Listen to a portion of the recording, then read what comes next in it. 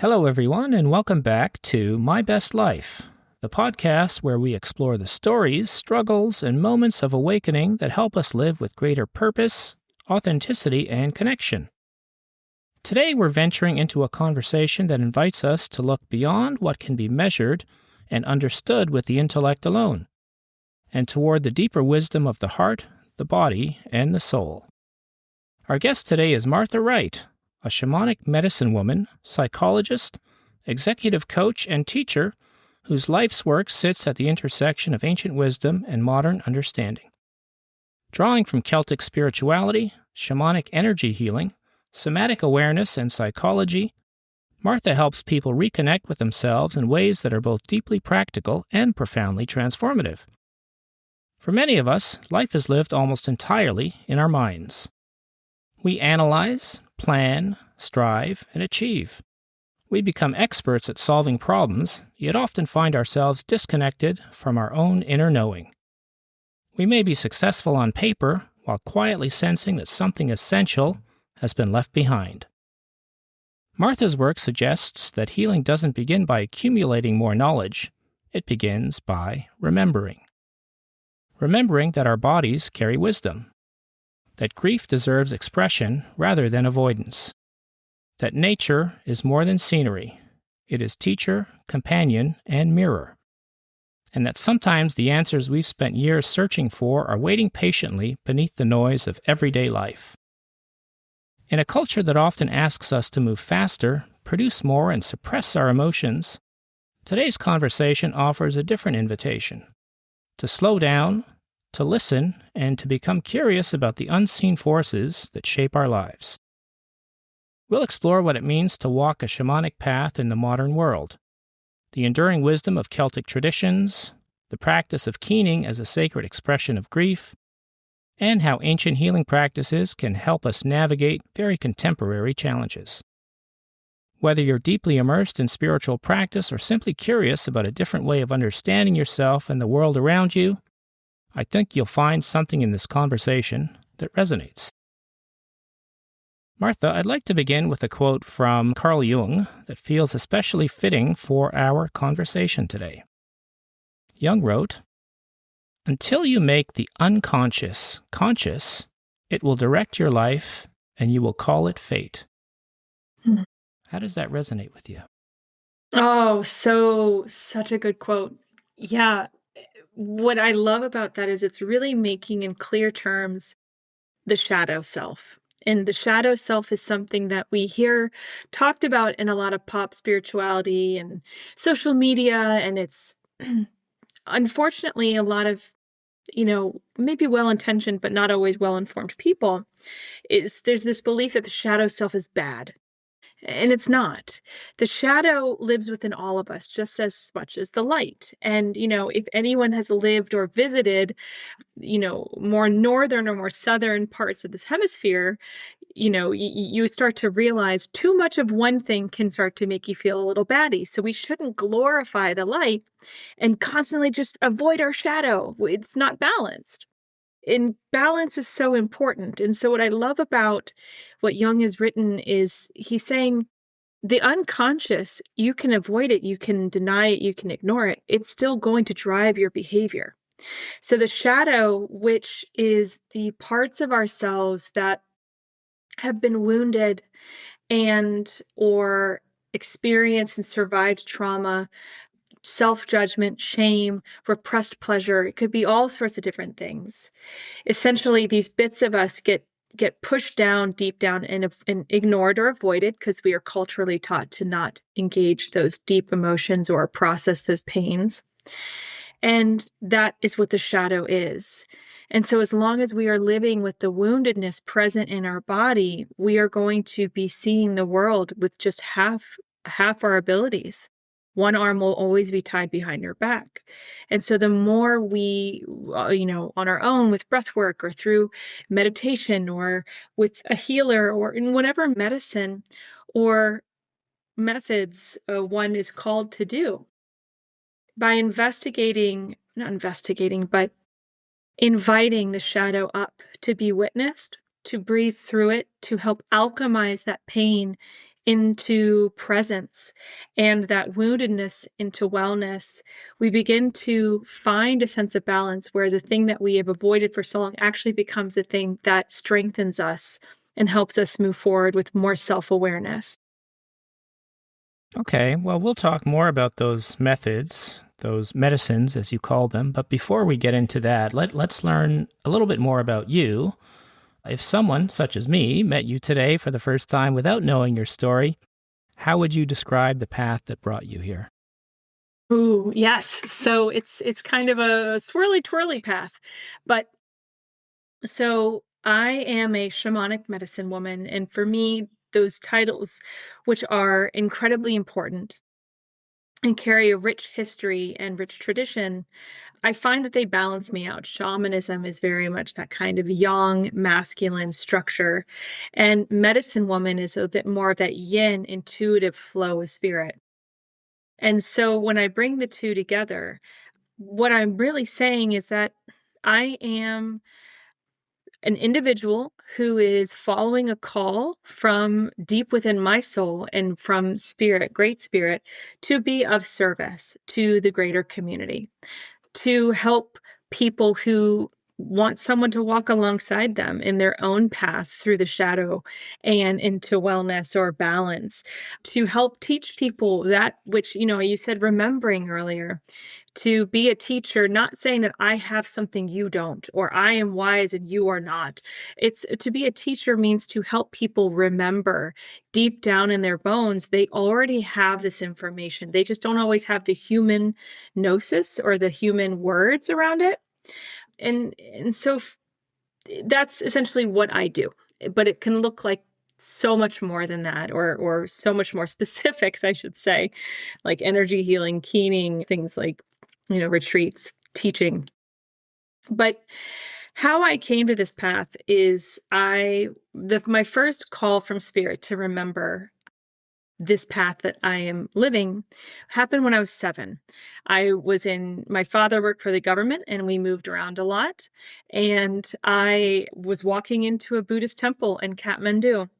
And I walked in and I went from seeing, it's 1992, right? So I'm just seeing loads of tourists and all the big giant cameras and I blinked and I opened my eyes and it just happened so fast. And I saw the room was empty except for about 50 monks who were sitting in rows chanting. And there was this giant gilded Buddha statue, which is still there today. And I said, I'm home. And then I blinked again and I felt such relief, like, "Oh, thank God I found it." I'm back. And then I blinked again and it all went away and there I was surrounded by people again. And my mom said, "What did you say?" And I said, "I'm home." And she says, "Okay, come on, let's go find your father." And so she scurries me on because I'm a 7-year-old. What do I know? And so we moved on.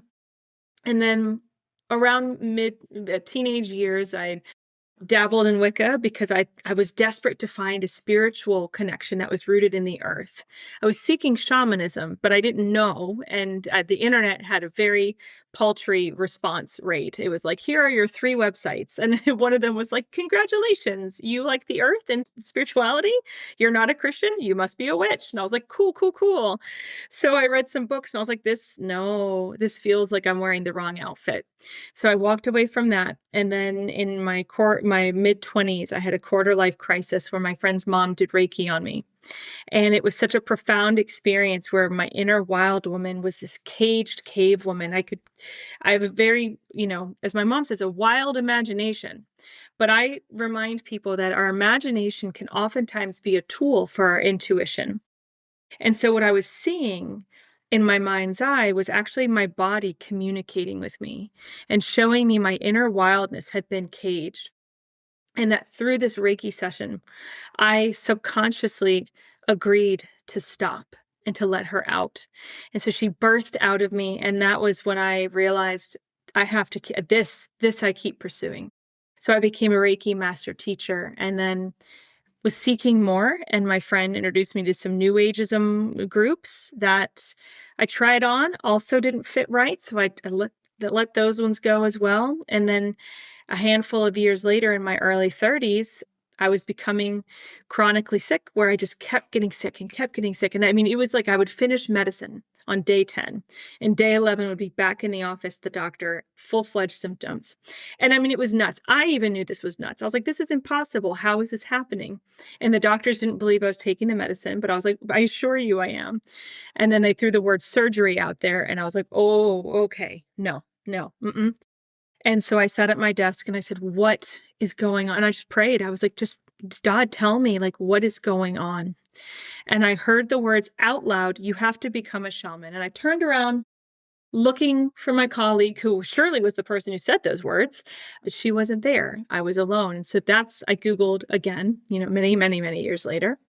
And that's when I saw all this information. And it was everything my body has been seeking for those 3 decades. And that's when it began. And I started drinking from a fire hose. I did, I think, 9 apprenticeships in 5 years and became a breathwork teacher and went through many rites of passages with spirit. And yeah, I got after it. And now, thankfully, it's all integrated. And I still, of course, everyone always has a bit more work to do. So I still have those moments, but that's loosely the path. So many people have heard the word shaman, but I would say few truly understand it. So what does being a shamanic medicine woman actually mean to you?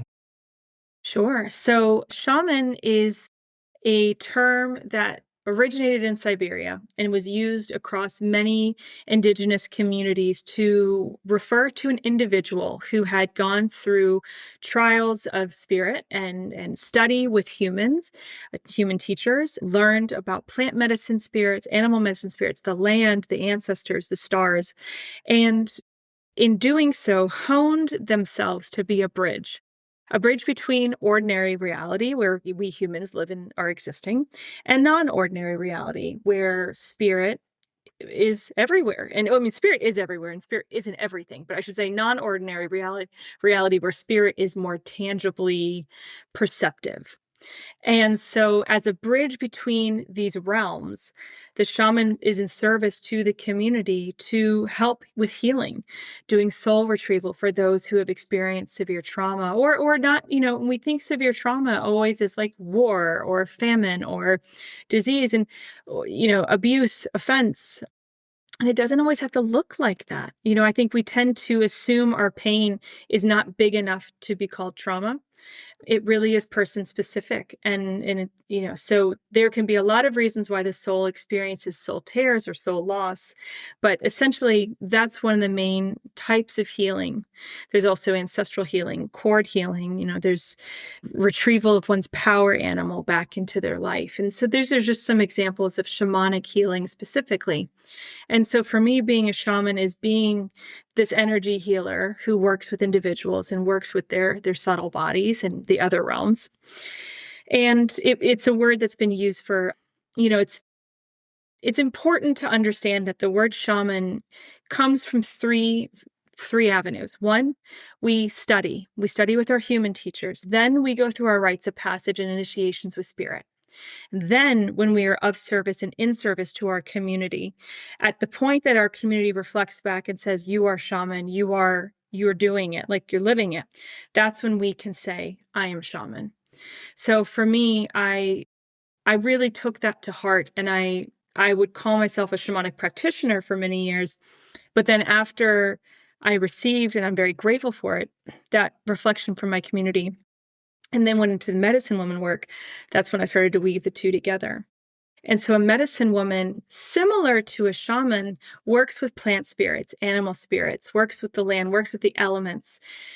But a medicine woman is keen to listen to the individual's body and let the body speak to the practitioner and say what is out of balance, what is necessary to regain balance. So you could see acupuncture as an example of being a medicine woman. An herbalist is a medicine woman. A midwife could be a medicine woman, right? So it's less so the structure and the discipline taught by the human and teachers, and it's more flowing into that intuitive connection of seeing the interwoven nature of life as bits and pieces of the great spirit that are actually connected. But we oftentimes live a life that's disconnected. So, as a medicine woman, it's about bringing that balance and that stasis back in the body. Were there moments when you resisted this calling? And if so, what finally convinced you to trust it? Oh, yeah. Sorry, I'm reflecting on when I stepped in. So, okay, two things. One, my very first shamanic apprenticeship. I remember sitting in the class completely freaked out. And I didn't know it at the time, but I come from a decent line of pastors and priests and devout Christians. And there was a tremendous fear of God and upsetting God that lived inside of me. And so in my first apprentice meeting, I was like, nope, nope, this is weird. What am I doing? But yet everything in my intuition and my longing was like, do it, keep going. And so I had to face that ancestral fear before I could really move forward, which looked like kind of like a gift giving ceremony, honestly, where I walked away and I said, look, Mar, you spent lots of money on this apprenticeship. You have to see it through. You can't give up. Just don't get the willies and let it stop you. I don't like to let fear stop me from things, though I do, I kick and scream a bit while doing it, but that's fine. That's on me. And so I sat in journey because we learned how to just kind of drum into journey space and just to kind of be in it. We didn't learn too much about journeying the first day, but I just sat in the kind of like the waiting room of my journeying, and I was like, I need to speak to whoever it is or whatever it is that's freaking me out. We got to have a chit chat. And that's when all of these ancestors came. And it was this conversation of like, I don't know who you are or what your problem is, but take your fear back. And I was pulling it out of me and I was doing this ancestral healing with absolutely no frame of reference in this life about what the heck I was doing but I just followed my intuition and that was exactly what needed to happen because then that made me feel open and at least more I wouldn't say I was confident, but more willing to move forward. And then in time, the more healing I did, the more I grew in confidence. And also the more I grew in feeling safe with all of it. And then when I started my medicine woman work, it was the end of a year-long Imrava or Imrama, and Imrav is a like a sea journey to the other world in the Celtic spirituality, and it was the end of a year, and the guided experience was like, "Okay, you're in this cairn with the kayak, the ancient mother, the crone goddess, and she is going to introduce you to the goddess who called you to your work, to this work, and to the work that pulls you forward after this Imrama is over." And I remember thinking, oh, I want to be Bridget, Bridget, maiden, spring, happy, beautiful, saint and goddess, right? Best of both worlds. And safe is really what I think I was feeling. And then I remember sensing this woman's face when it was like all black around her forehead and eyes. And then I just saw a white chin and mouth, and a red mouth, I should say. And I heard the word say, Bive right in my ear. And I was like, wait a second. I know that goddess. Who is that goddess? Oh no, I think I remember who that is. And so I go and I look in the book, and Bive is one of the three sisters that make up the goddess, the Marigan. The Marigan is the goddess of death, but Bive happens to be the old woman goddess or aspect of the Marigan, who's a goddess unto herself, and she's known and associated with the banshee. She is known and associated as the keening woman, the keening goddess, and so she washes the bloodied clothes of warriors in the ford as they walk to battle. And she screams, and she's terrifying. Her face is lined from tears. Her mouth is bloody and cracked from crying incessantly. And she's old, and she wails, and she flies, and you know, not quite Bridget, is it? So I was just like, "Hey, what?" And then that was the call to become a keening woman. And, in the keening tradition, you have these women wearing black veils, and they're mourning and they're moving and chanting and singing. It's very shamanic. It's a ritual. It's a grief tending ritual to help, and it's very performative to help evoke grief out of people so that they can move on after the loss of someone. So if you think about it, it's a very spooky, very kind of well, it's not comfortable, and that was a huge resistance. But in time, I moved. I stayed committed, and in time, I learned to not be afraid, though it is powerful and overwhelming and intimidating at times. I learned to trust the love that was inside Bive.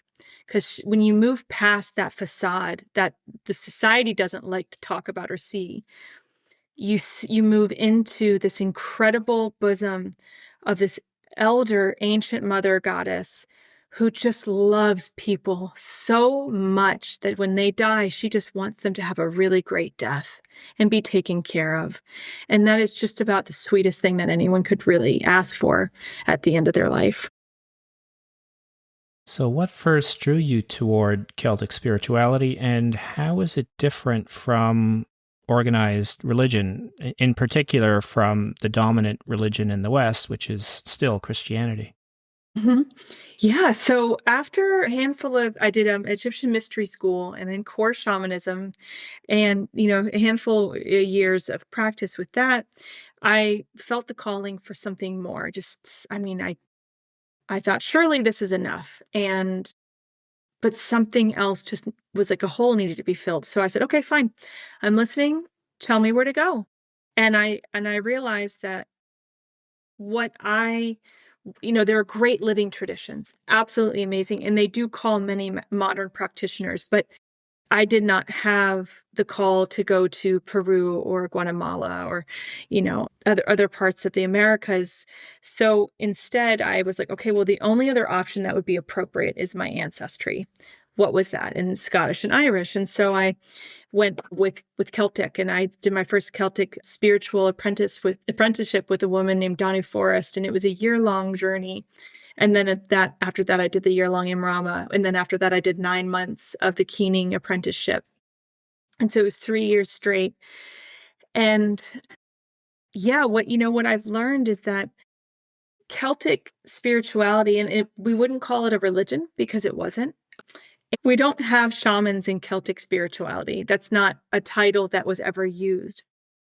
We have druids, we had bards, but not shamans. And so the Celtic spiritual practice is basically living in alignment, at least the way the Celtic practice is understood now through what is left in remnants from the historical writings that were actually written down by early monks to Ireland, because so much was destroyed in the Protestant and the Catholic revolutions coming out of England.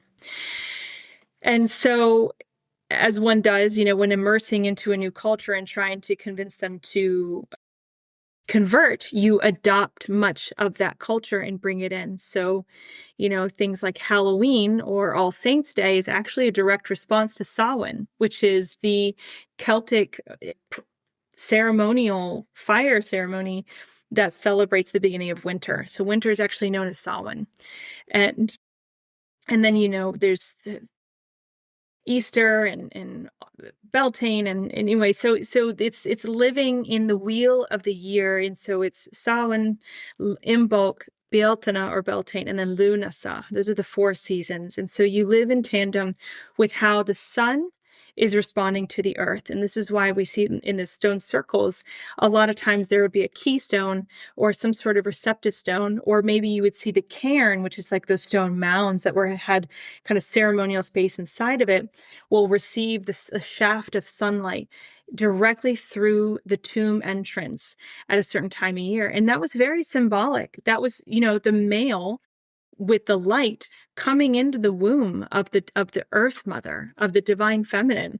And in doing so, we are now reminded, okay, the earth is going to keep turning and we will come back to a time of fertility. So it was all about living in tandem with the land, with the cycles. And it's different from kind of dogmatic or traditional structured religion because, at least the way I have really embraced Celtic spirituality and shamanism together, is that there's no person between me and spirit. There's no middleman and there's no edifice. There's no perfect way to meet God. God is everywhere and God is in my heart. And I feel that way about Jesus as well. He and I have had a really beautiful rejoining after many years of confusion on my part. He never left me, but I certainly was like, I don't think I'm supposed to like you because if I do this shamanic stuff, that means I can't be Christian. And he was like, oh, like, face palm. And but then years later, he and I had this beautiful journey together. So anyway, there's no separation between you and God. God is in the tree, God is in the river, God is in the land, and so are your ancestors. Well, I mean, they're not in the tree, but like the ancestors are out here with you. And all of that can be accessed and connected to and worked with without the permission of someone in a robe. And I think, I mean, I'm sure you could find myriad differences, but I think that's the most important one is it gives us the agency, the spiritual agency to remember the divinity within us and the divinity all around us. And that we have to love this earth and we have to love the life on this earth as who we are, not just love our neighbor. We need to love nature too. So on that subject, living in alignment with nature, with the seasons, which, from what I understood, seems to be a big part of Celtic spirituality. Why do you think so many people today feel spiritually disconnected from nature? Oh, well, I think it's a great question. And I think a lot of it has to do with the lifestyle that we have been given. And I say given because so much of how consumerism and capitalism has been created came with it an entire marketing manipulative world that teaches us, oh, you don't want to be left behind. You want to have this too. Or if you don't have this, you can't have that. And so we begin with like, you look back and women and kids were working in factories through the 19 teens, right? And then we have the Great Depression. Not everyone, many people lose their job. And then when we start to come out of that, what is also being marketed at the same time in newspapers? The wife stays home. Look, she can use these grand, amazing vacuum cleaners and stoves to make your ham and jelly. Like, I don't know. But basically, we start to see these advertisements that the woman is supposed to be at home and you make your woman work. Or, oh my God, honey, I can't believe you are so poor that you also have to work. We start to see these subtleties coming in through media, both, advertising and of course other media too, magazines, etc. And then we start to see that change in the 50s and the 60s. It's pervasive that the woman stays home, right? And then we start to see changes again going in the 70s and 80s after civil rights. We see this massive uproar in how the world is kind of being handled, and now women are going to work. And so at the same time, we're seeing a tremendous, especially in response to, so you didn't think you were going to get this history lesson. This is where this is where my museum scholar, like educator background comes in, is like but around civil rights, we see this massive thing called white flight, where white people were leaving cities and moving out to the suburbs. Well, how do you make a suburb? You clear the land, you throw down the trees and you make space. And, and I'm speaking kind of facetiously about the time, right? You don't want to be in the city with all of these equal people of color. You want your own space. You deserve the house. You deserve the car. You deserve the blah, blah, blah, right? That's how you show your power and your empowerment. And the land, God gave you the land, you know?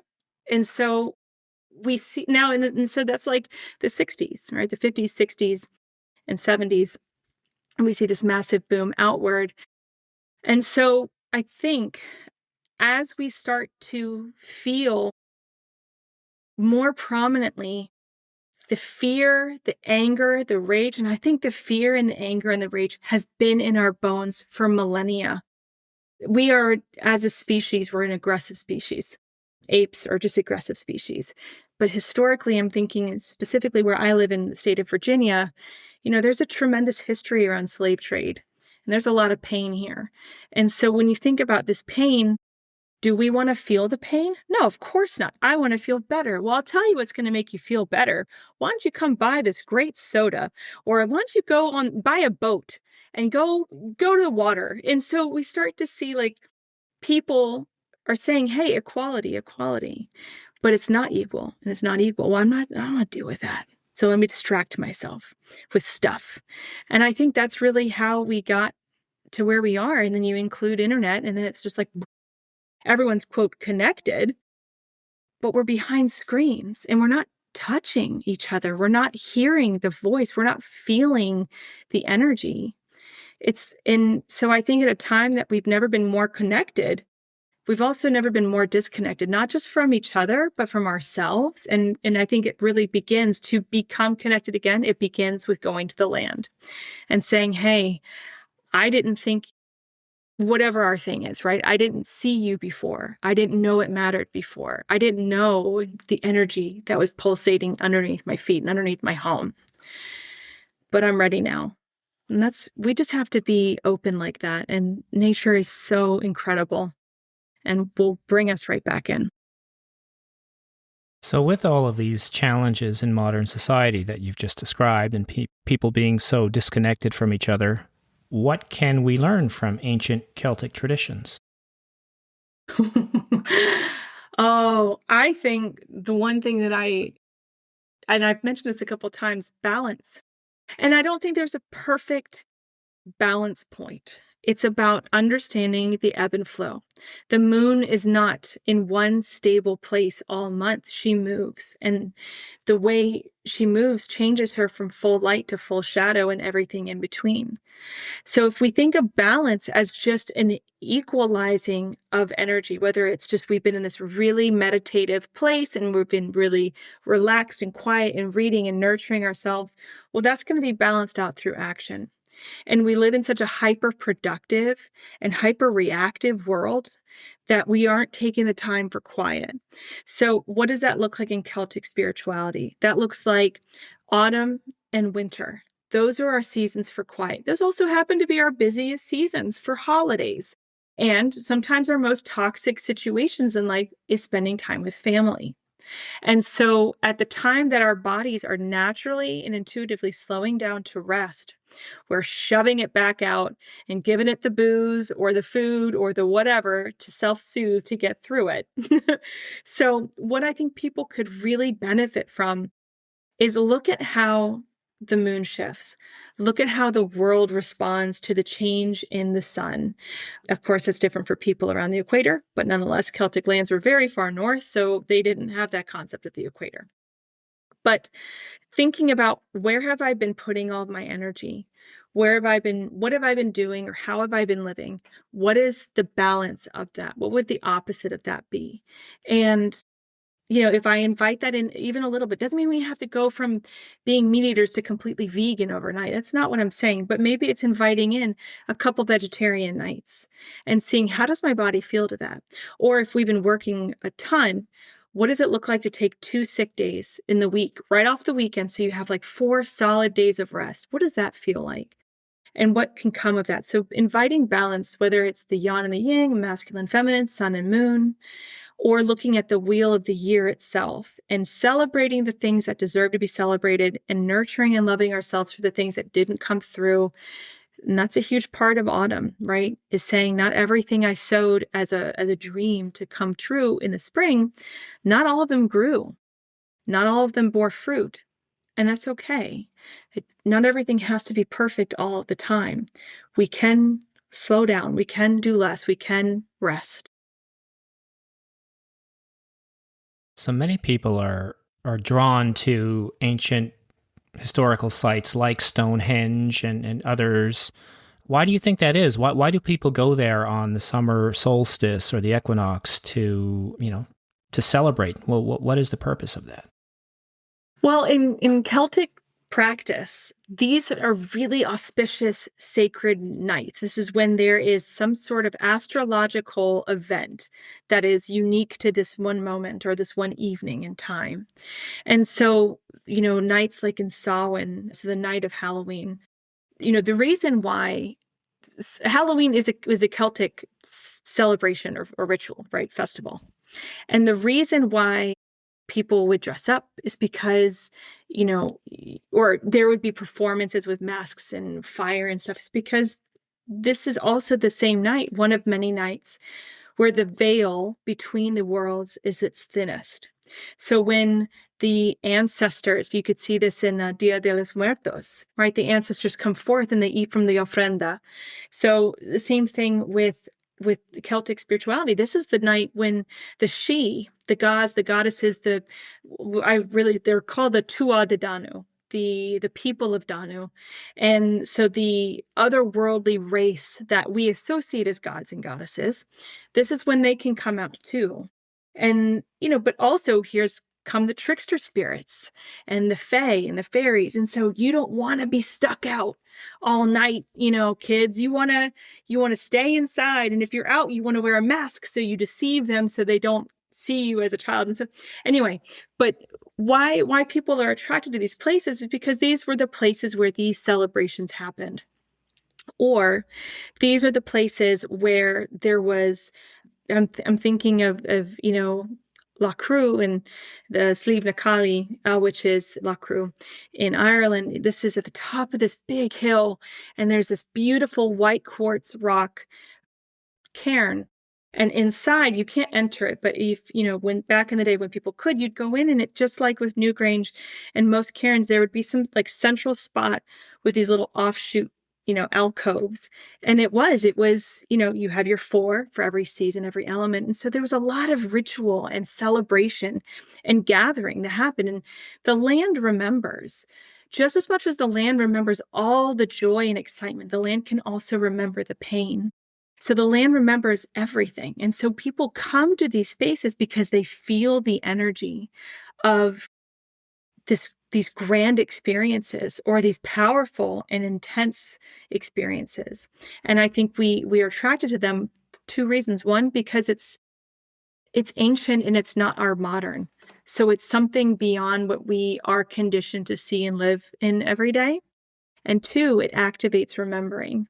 So it helps us in our bodies remember something stirring in our soul, like, oh, there's a connection here. Oh, I've always wondered about this, but look, here it is in the information panel. Oh my gosh, there's a remembering that happens. If someone wanted to reconnect with that ancient wisdom, and in particular with ancient Celtic wisdom, where would you encourage them to begin? Well, there are loads of great books. A classic author would be Tom Cohen.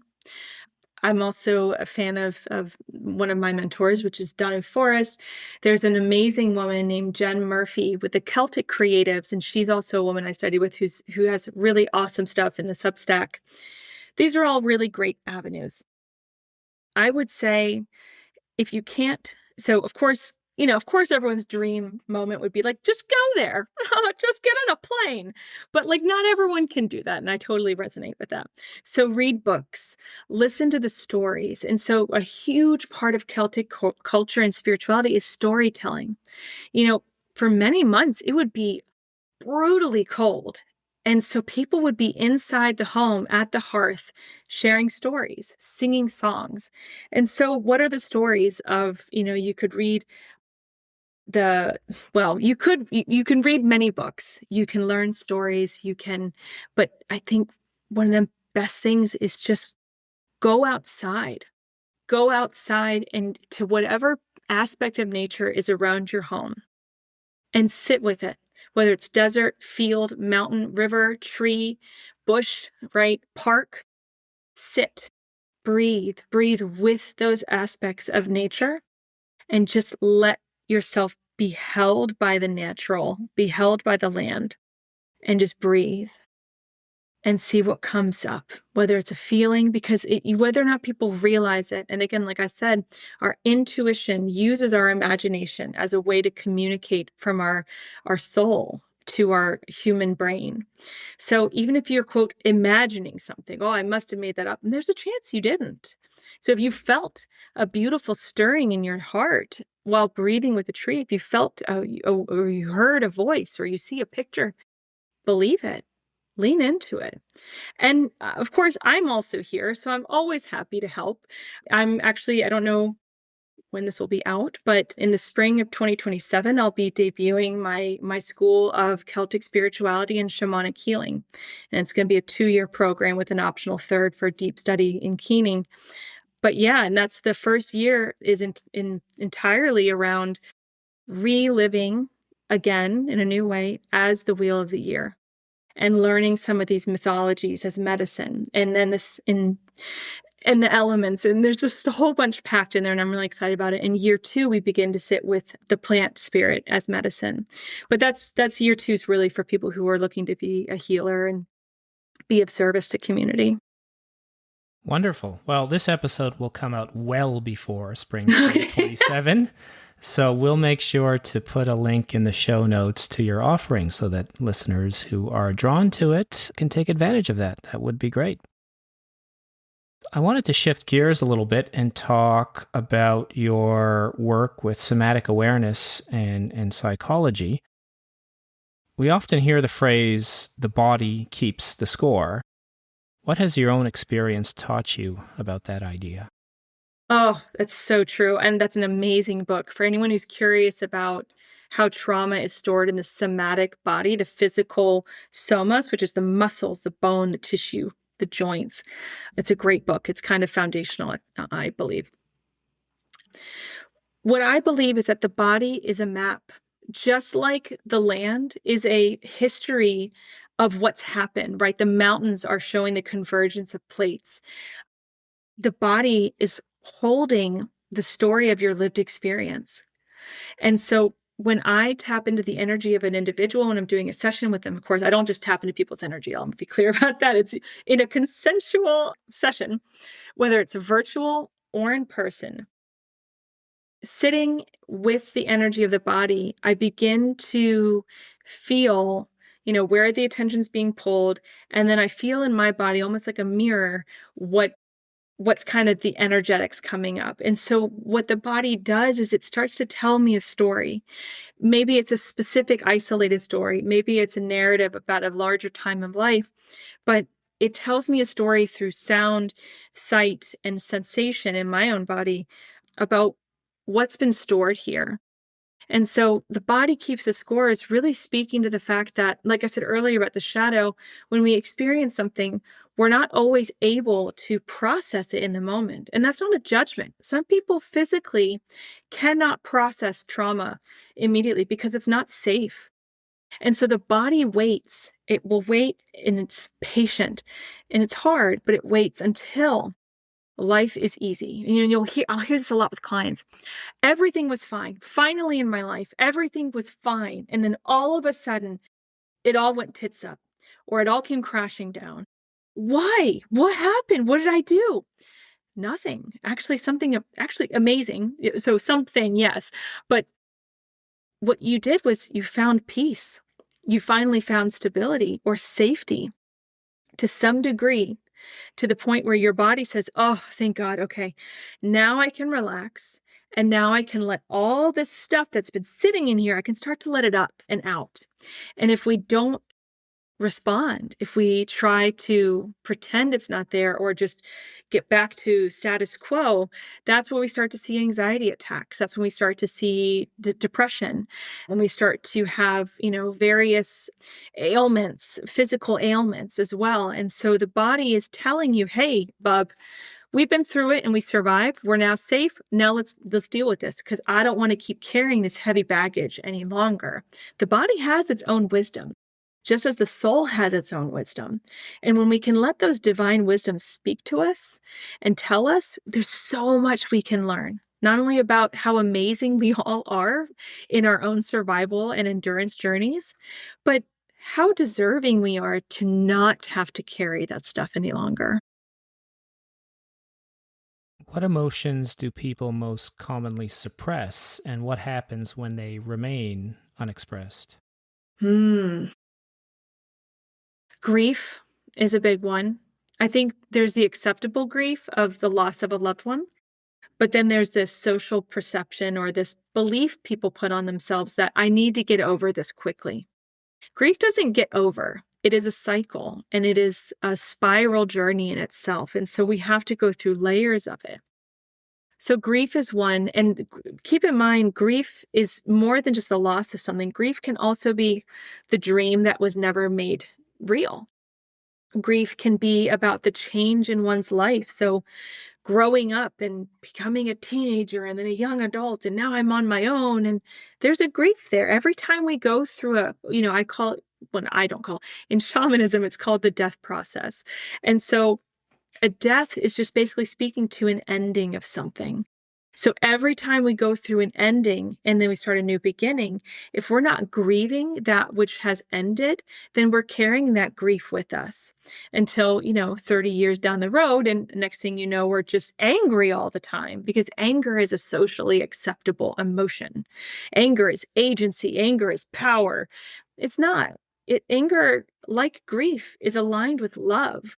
And so underneath these very common experiences of frustration and sadness is just this desire for love. It's really truly underneath so much pain across the board. It doesn't matter how old, what race, what culture, underneath so much is just the desire to be seen, and the desire to be told, I see you in your woundedness, whether I don't think you did enough or you this or that. What I see you and I love you. Yeah. Why do you think so many people become disconnected from our own physical experience and carry this trauma sometimes for decades? Well, we don't talk about it. We don't talk about the ways in which we can heal it, right? We have to work. We have to work. So we can't sit in our emotions. We should pray about it, right? But God oftentimes brings us messengers that we least expect. And if we're not willing to take the leap of faith of what's put in front of us, then we're not going to receive his love in that way. And also, I think that we live in a society of convenience, especially in America. I can't speak for all countries and cultures, but in America, there is this convenience culture. And so why should I feel like shit if I could just take a pill, or if I could just drink, or if I could just spend this money, right? We go to these very easy access points to get our dopamine hits. But those dopamine hits can also come from breathing and regulating our nervous system. They can also come from pleasure, of the delight of a delicious brownie or a cup of coffee, of walking outside and touching a tree and breathing with that tree, listening to the sound of a river. Like, we can do these things. And yes, we have to feel to heal. Yes, we do have to feel these emotions, and it does stink. We don't love crying for 2 hours in a session, but those 2 hours of crying is clearing up years of repressed grief or repressed pleasure that now is being felt. And oh my gosh, I'm crying because I finally can feel something in my body that's lovely. And so when we release in these healing sessions, or in our own healing journey, I shouldn't say just with sessions, but when we release those emotions, we're doing tremendous work. So it's not the same situation. So we don't need to be afraid of it, because the same players are not there. You are older, wiser, and in a different context entirely. And ideally with a decent support system to help you process. So that in itself should make it more available and desirable to feel to heal. Two, you feel for a lot faster and it's not as intense. And when you're on the other side of it, you feel clarity. There's an openness inside, because all that tension is now been released. And now there's clarity for intuition and love and presence that wasn't there before. So it's easy to pretend and avoid and distract, but it's so actually a lot harder to do that than it is to just begin to heal and be open to change, Mm. because that work moves so beautifully, so intuitively, and it leads to a life of just feeling present and joyful and connected. It's worth it. So you mentioned on several occasions, feeling for healing Mm-hmm. and the importance of things like slowing down and breathing, conscious breathing, and touching trees. And I'm just wondering, are there other practices that can help people become more present and embodied in everyday life? Absolutely. Yes. So breath work is amazing. Breath work is something that we see in the yogic tradition as pranayama. We also see it in qigong and in tai chi. Breath work is it's well, literally, we all have to breathe to live. So it's the first thing we do when we're born. It's the last thing we do right as we're dying. And so when we can harness the breath, we can breathe in a way. My favorite is the coherence breath. We can breathe in a way that allows us to begin to regulate our nervous system, to calm ourselves down. So coherence breath is 5 seconds in and 5 seconds out, even, slow, and steady. 5 seconds in, 5 seconds out, both through the nose or both through the mouth, but not interchanging. And just doing that breath for a minute can begin to feel this massive rush of energy, and you're like, whoa. And it's like all that adrenaline that you were in is now kind of just being pushed up and washes off. Because by minute 2, you start to feel calmer. And then minute 3, you're back in your body and you're like, oh, yeah, that's good. I feel recentered. So, breath work, there's also activating breath works that you can do that will help to basically trigger the sympathetic nervous response into a slight trauma response. But because you're in a controlled, welcoming, calm environment and you know what this is an activating breath. It the the body I mean, no, we can't truly name this in studies yet, but the body perceptively receives this information of I am safe. And so then it's like, oh, wow, all that stuff that was just triggered through this activating breath that's come up can now be let go because I'm safe and I'm in a safe environment. And so that's, breath work can take you the full gamut of deep healing as well as the really beautiful calming and relaxing. So breath work is amazing, and there are plenty of free breath work resources. I'm a part of the teaching program of the Breathing Space School. So Breathing Space has free weekly breath works across the world every week. You don't have to pay a thing. You just sign up and you get to attend. So breathwork is great. Like I said, qigong, acupuncture, yoga is phenomenal. Somatic releases and stretching, right? Exercise can also be a really great way. And meditation. I mean, all of these things can start to bring us to where we as individuals need to be to begin to understand what is the modality that's best for us. I, of course, believe strongly in somatic healing and energy work and soul work, but that's not everyone's bag, and that's okay too. Wonderful. Thank you. So I wanted to shift gears one last time, as we don't have a whole lot of time left, and I still wanted to touch upon some of your other work with grief and emotional healing, and this term keening, which is very unfamiliar to me before this conversation, and I'm sure it's probably unfamiliar to many listeners. What is it exactly, and why has this ancient practice endured for centuries?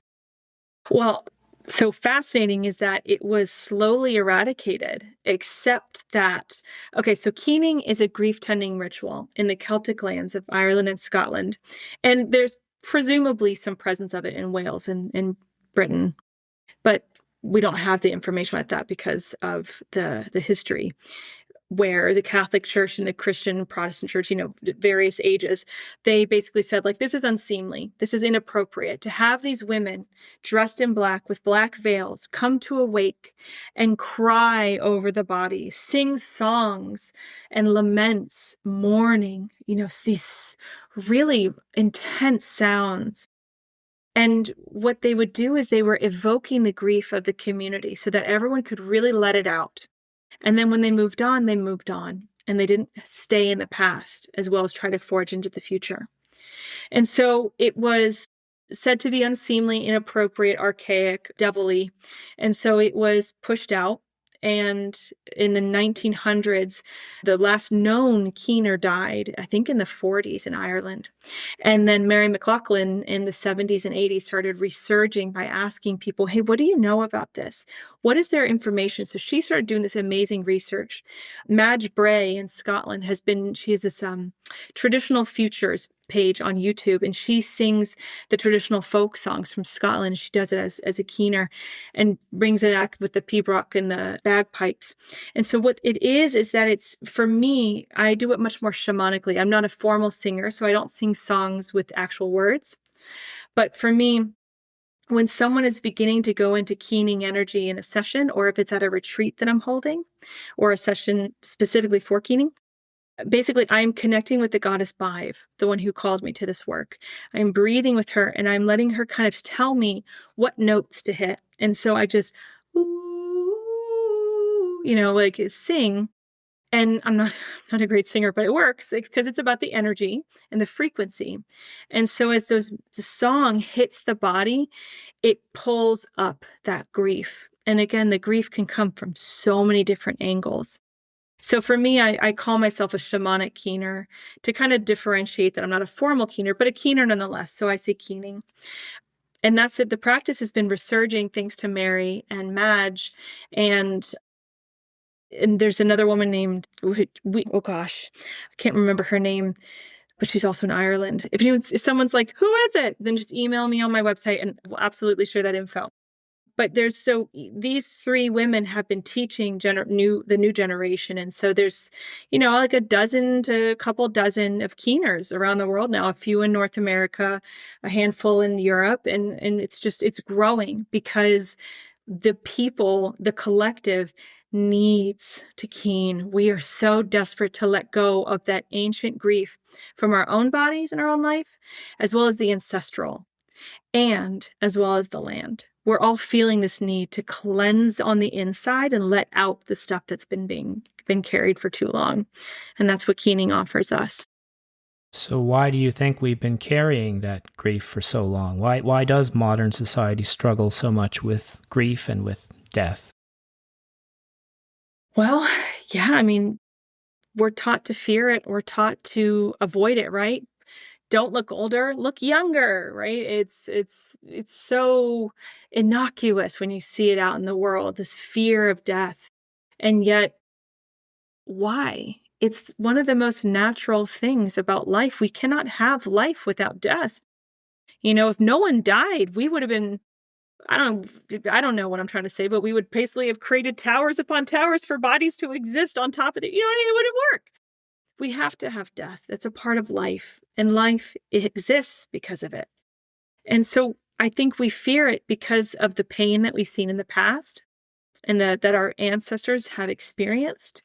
And so death meant loss of power, loss of life, loss of presence. And so, those sound very simple, but you start thinking about it and it's like we have a whole country, a whole culture predicated on power over. And it's the person who has power over who decides if you live or die. Yeah, I don't want that. And so, it starts to bleed down. So I think there's a fear of death because one, we don't remember that it's part of the life. It's part of nature. It's part of the natural. And two, because we've had religions that tell us when you die, if you weren't absolutely perfect, you're going to hell. And it's like, well, shit, I don't want to know what that's like. What if I wasn't perfect? I don't want to die. I don't want to find out. And, so I think there's a lot of fear structure around death that's been created for us.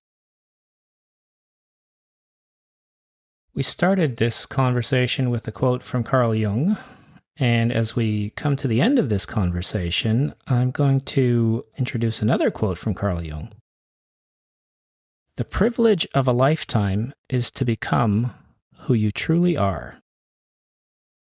What does it actually mean to become who we truly are, and what usually stands in our way? To become who we truly are, I believe, is to live an embodied self, to live embodied, to know that the soul and the human form are actually interwoven into this one presence. So that di as in two, and vine, woven together, divine. We are divine. And so when I'm not saying we have to walk around all being like, I'm goddess so-and-so, or I'm Queen Cleopatra reincarnated. And like, no, okay, there's probably like 1,000 Queen Cleopatras reincarnated. It's fine. We're all part of energy, and energy is abundant and not siloed like that. Nonetheless, but to be embodied, to live in our body, to be present, to enjoy pleasure, to experience the full dimension of emotions and in life, and to be good to each other so that we can feel joy and pleasure and not fear for pain. And to live embodied is to live with the soul and the body as one. And so I think to live as our truest self is to embody ourselves so that way on our heart, in our heart rather, in what we feel called to do, which is our purpose. And not everyone's purpose is this grandiose thing. For many people, it's quite simple, like be kind, make people laugh. You help people get through troubled times because you're really clever, like you're a good thinker. Our purpose is usually around something like that. It's not usually a deliverable that we achieve. And so to live embodied is to feel our intuition, to feel our soul, so that way we can then follow that intuition into action and making that wise action towards our purpose, our reason of being here.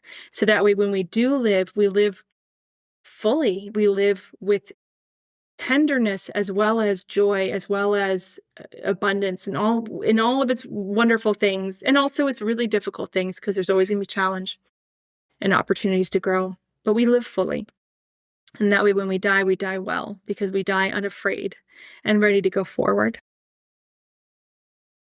So, speaking of living with purpose and living fully, Martha, my last question for you: what does it mean to you to live your best life? Oh, well,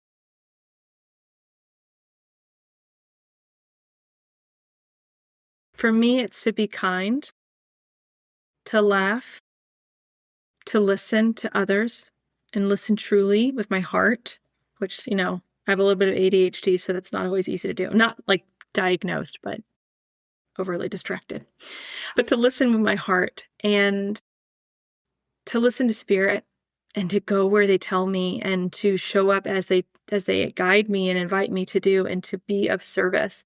So for me, it's to be human and have this amazing human experience with the family that I'm very blessed to have, but also to hear the divine, to hear God, to hear spirit as they say, "Hey, we need you to go here now." And I'm like, "Oh, what? Okay."